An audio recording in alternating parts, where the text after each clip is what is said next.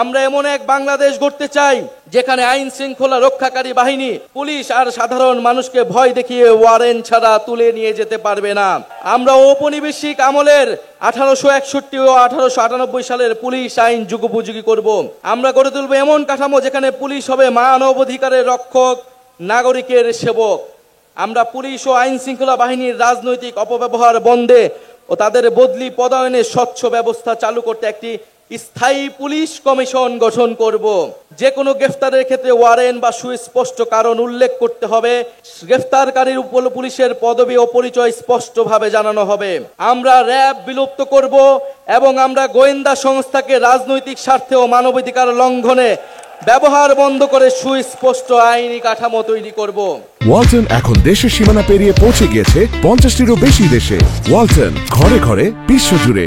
আমরা এমন একটা গণতান্ত্রিক রাষ্ট্র প্রতিষ্ঠা করতে চাই যেখানে জনগণ শুধু নির্বাচনের দিন ক্ষমতার উৎস হবে না, বরং রাষ্ট্র পরিচালনার প্রতিটি ক্ষেত্রে জনগণের অংশগ্রহণ নিশ্চিত করা হবে।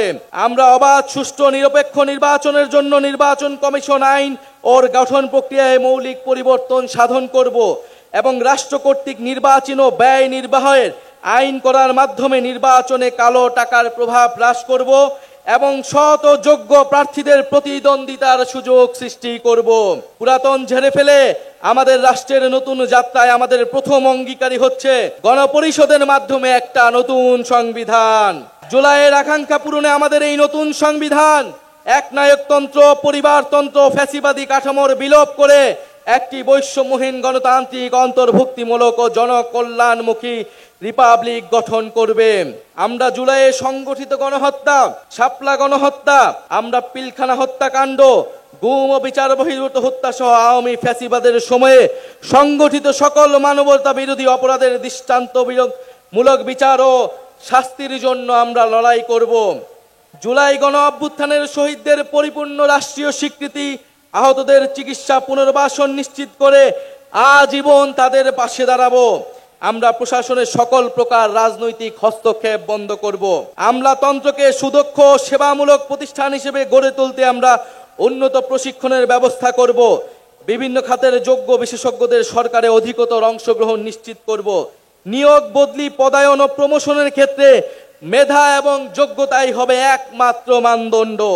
আমরা রাষ্ট্রীয় সম্পদ চুরি, দুর্নীতি, স্বজনপ্রীতি, দলীয়করণের মানুষ গ্রাম ছেড়ে শহরে চলে এসেছে।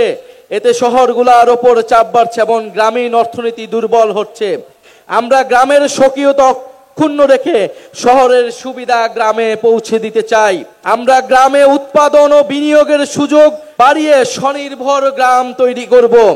আমরা স্থানীয় পর্যায়ে শাসন ব্যবস্থায় জনগণের অংশগ্রহণ নিশ্চিতে গ্রাম পার্লামেন্ট গঠন করব এবং এই পার্লামেন্টের হাতে স্থানীয় সমস্যা সমাধান ও উন্নয়ন তদারকির দায়িত্ব অর্পণ করব।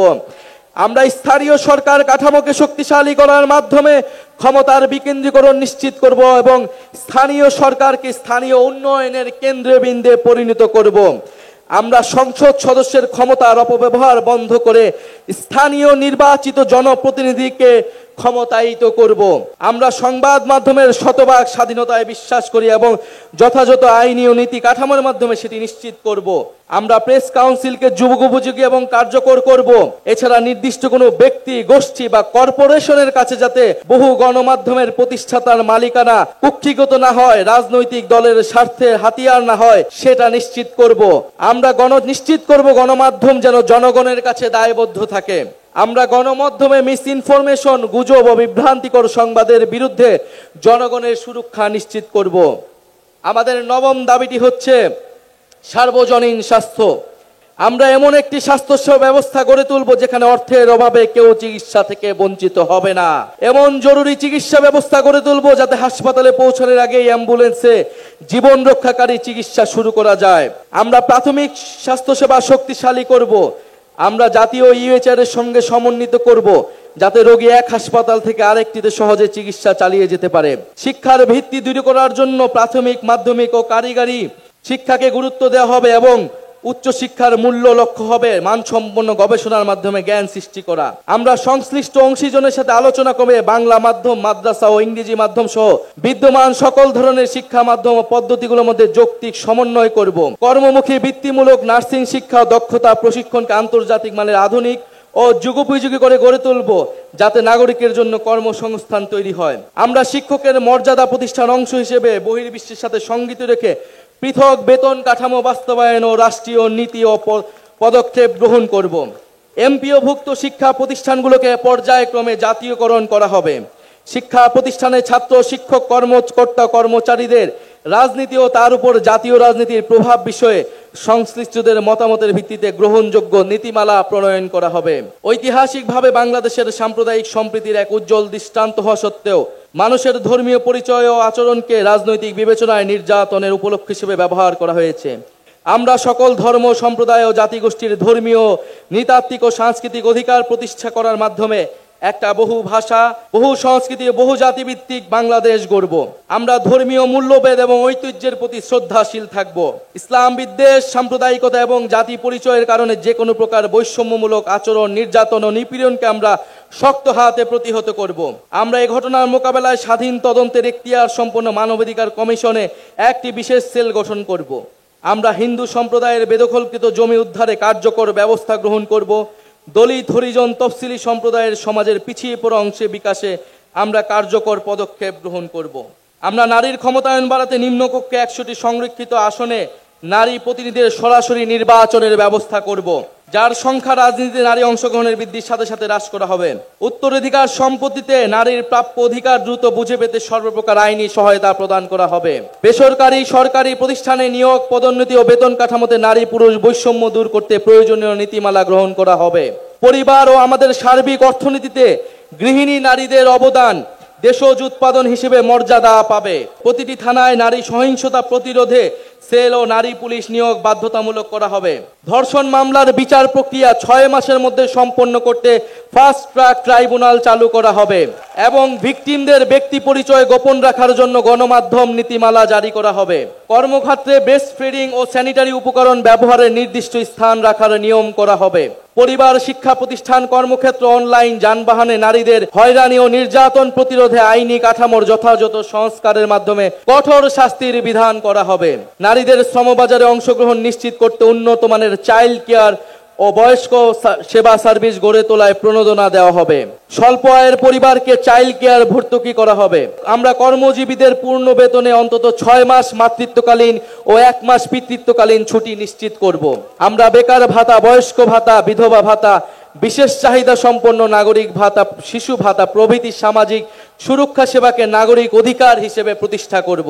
পথ শিশু ও ছিন্নমূল মানুষদের জন্য আমরা পুনর্বাসন, শিক্ষা, স্বাস্থ্যসেবা ও কর্মসংস্থানের মাধ্যমে অর্থনৈতিক ও সামাজিক নিরাপত্তা নিশ্চিত করব। এই জন্য আমরা সেক্টর ও দেশভিত্তিক সুনির্দিষ্ট দক্ষতা ও ভাষা বিষয়ে প্রশিক্ষণ দিব। আমরা তরুণদের মাদক ও অপরাধ প্রবণতা রোধে প্রতিটি জেলা আন্তর্জাতিক মানে ক্রিয়া কমপ্লেক্স তৈরি করব। আমরা তরুণ উদ্যোক্তাদের জন্য উদ্ভাবন ও সৃজনশীলতা সহায়ক পরিবেশ তৈরি করব। আমরা জেলা ভিত্তিক ফ্রিল্যান্সিং এবং রিমোট ওয়ার্ক হাব গড়ে তুলব। পেমেন্ট প্ল্যাটফর্ম, কোয়ার্কিং স্পেস ও উচ্চগতির ইন্টারনেট ব্যবস্থা করব। বিদেশেও দক্ষ মানব সম্পদ রপ্তানির লক্ষ্যে আইটি, স্বাস্থ্যসেবা, নার্সিং, ব্যবস্থাপনা ইত্যাদি খাতে বিশেষ গুরুত্ব দিব। এখানে আমরা বিভিন্ন দেশ ও ব্লকের সাথে দ্বিপাক্ষিক ও বহুপাক্ষিক মুক্ত বাণিজ্য চুক্তি করব। কৃষি উপকরণে ভেজাল রোধে কঠোর নজরদারি ও জবাবদিহিমূলক লাইসেন্স ব্যবস্থা গড়ে তোলা হবে। বিষমুক্ত এবং পুষ্টিকর খাদ্য উৎপাদন এবং কৃষি প্রক্রিয়াজাতকরণে বিনিয়োগ উৎসাহিত করে কৃষিকে রপ্তানিমুখী এবং টেকসই খাতে রূপান্তর করা হবে।